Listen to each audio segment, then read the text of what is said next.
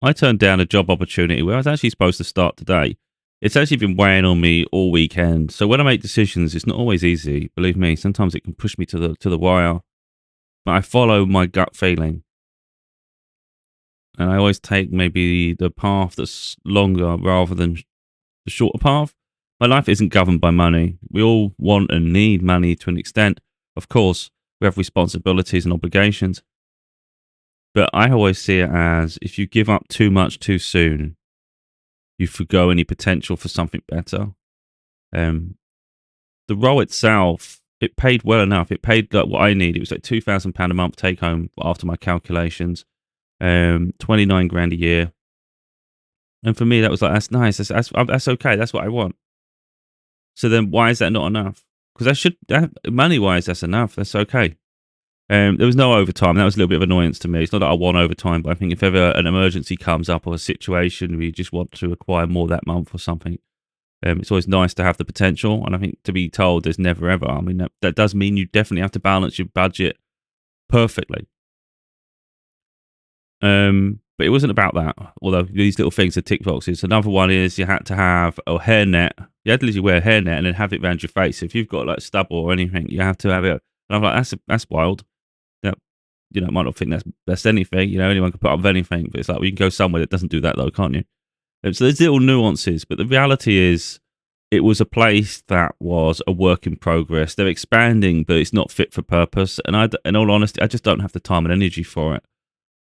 They're going to effectively the warehousing side of this business was very minimal because it was a production facility for beauty cosmetic products, and everything becomes a whirlwind. You have the interview, you do well at the interview. They ask you to come back a week later to have a little tour of the building. Of course, you're like, it's only one person going to get the role, so you avoid that competitive mindset, and you're trying to see the positives in everything. It's only after, upon reflection, you sort of recognize flaws or deficiencies, things that maybe it would grind on you as time goes on. And that's really what was weighing on me more than anything. It was like, yeah, okay, I could take the money and that side of things, it's fine. But what do I have to do to get that money? How much misery do I have to put myself through? And that's what it was becoming. It was a case of the business. Like I said, if I'm not working on my book projects and I'm not putting my mind to use, I'm working in warehouse and forklifts. And for me, that's what I want. I don't want to do production. I don't want to do anything like that.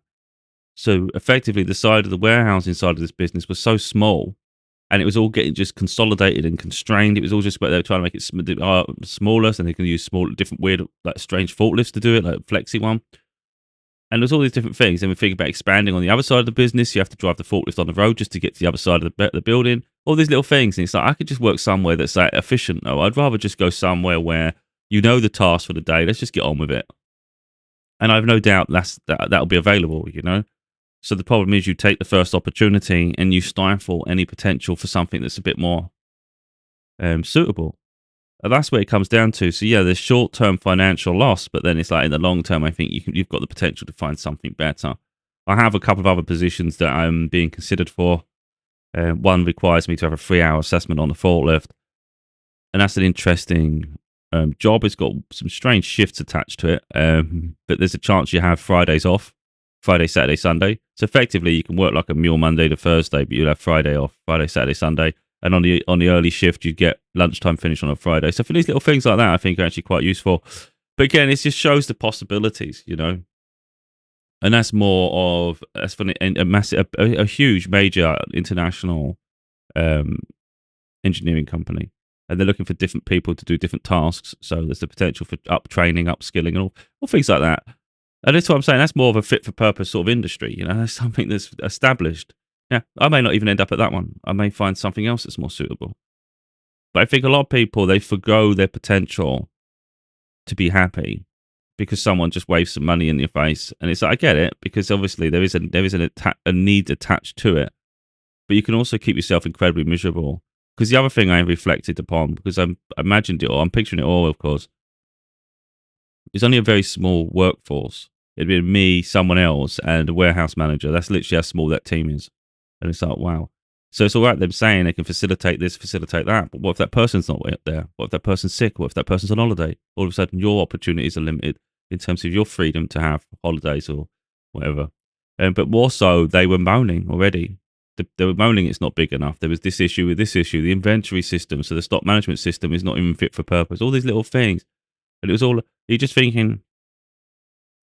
They were frustrated, and it's like I'm walking into that. I don't want to walk into that. I want to walk into somewhere where I can just get on with the job, come home, and not have to think about it when I get home.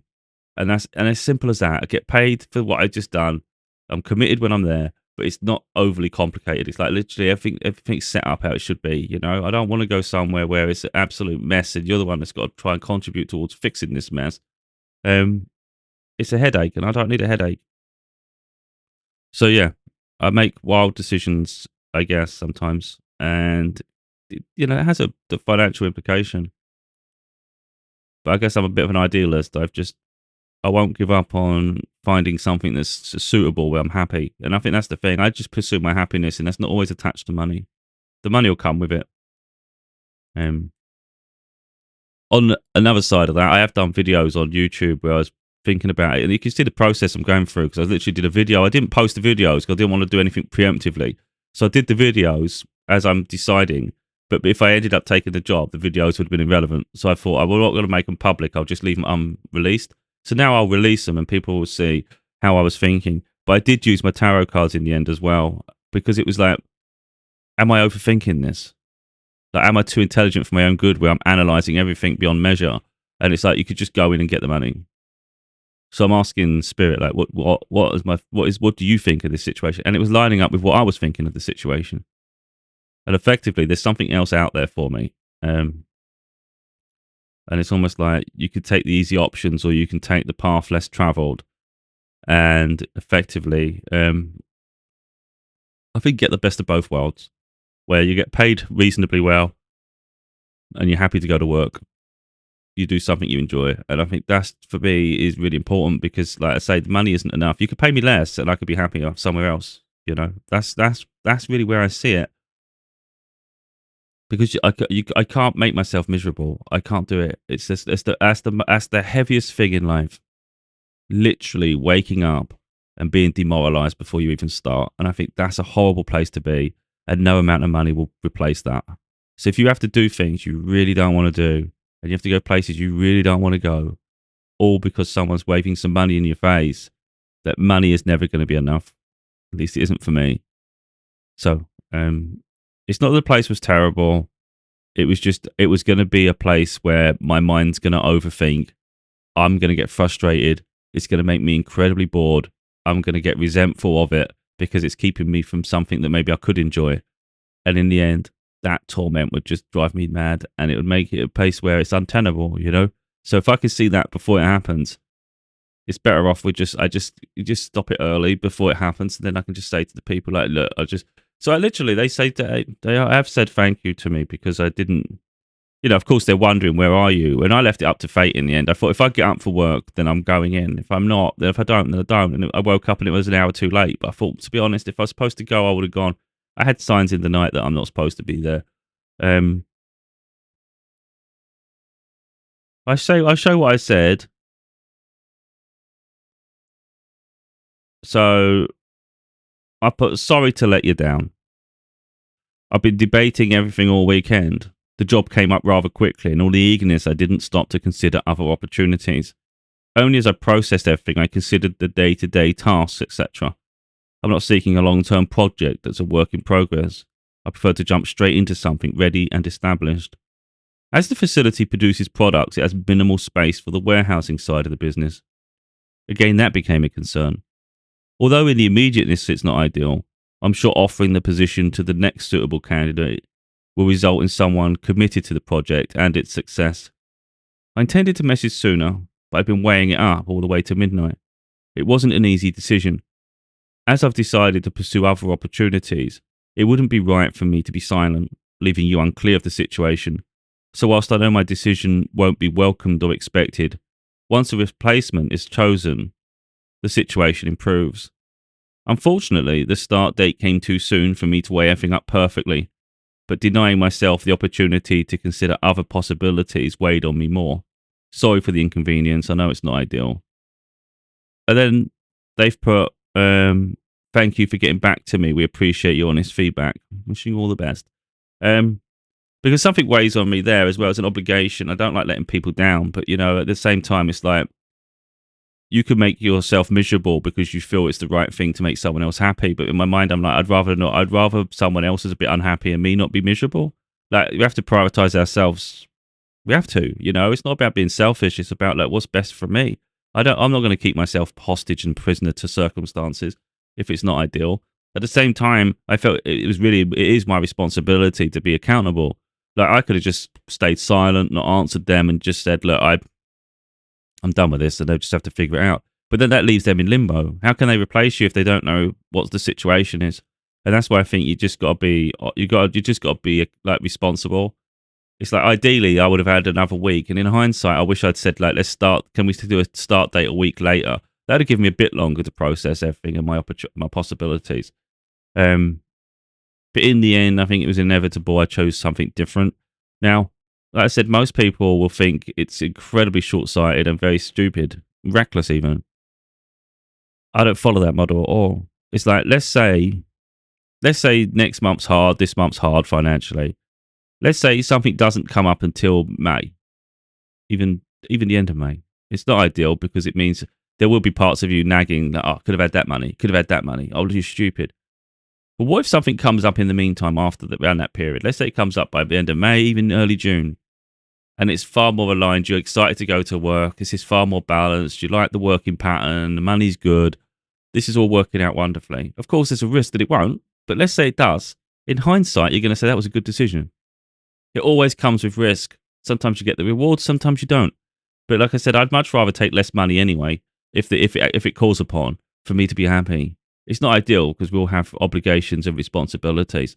But for me, the role has to fit. And that job just happened so quick that I just got caught up in it, to be totally honest. It's like the interview happened out of nowhere and the callback just happened out of nowhere. And it was like literally just get around there, have a look. And you're trying to see all the positives and you're sort of like missing all the alarm bells. That's what it was. I was trying not to see the alarm bells and seeing all the things I can make work. And I could. But I know I've worked in too many situations to know what's beneficial for me and what's not. And it's like, that's just a headache that I don't need. That's just a headache, and it's just going to be chaos every day. And I don't need to walk into something like that. And it's too confined. It felt claustrophobic in the end. And I was like, it's no good. I have bigger dreams for myself. As you can see, I've done my books and I've got other aspirations. And I'd consider in the next few years, that's where life's taking me.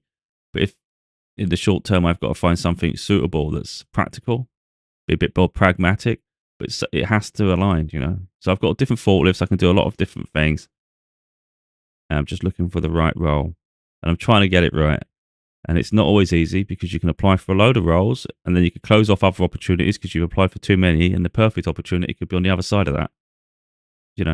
So it's never perfect. In hindsight, we learn. So from now on, if I'm not sure, I'm just going to say, okay, I'm going to just extend the start date. So if someone says, oh, can you start Monday? We need someone in as soon as possible. And I'm not quite sure, I'll just delay it. Or I'll just say no if I'm not. If I feel bad about it, if I don't feel it's lined up, I'll just say no. But I'm going to start, instead of feeling pressured to say yes all the time, it's going to be a case of maybe I need to say wait. But anyway, I know other people have opinions on whether things are right or wrong, but things always work out for me because I'm always looking after myself. So yeah, I'm not. If you look at if anyone considers anything, and then you look at me, I'm not like I don't think you'll see someone who lacks confidence, direction in their life. I know what I'm doing. It doesn't always make sense to everybody else. But people always get jealous in the end. That's the sad part. You make sacrifices. You do things to find the best for yourself. So you end up with optimal situations that make you happy.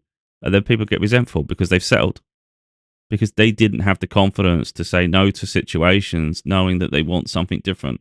So they always settle. Even in relationships. I'm not going to deviate here, but some people just settle in relationships. They're terrified of being alone.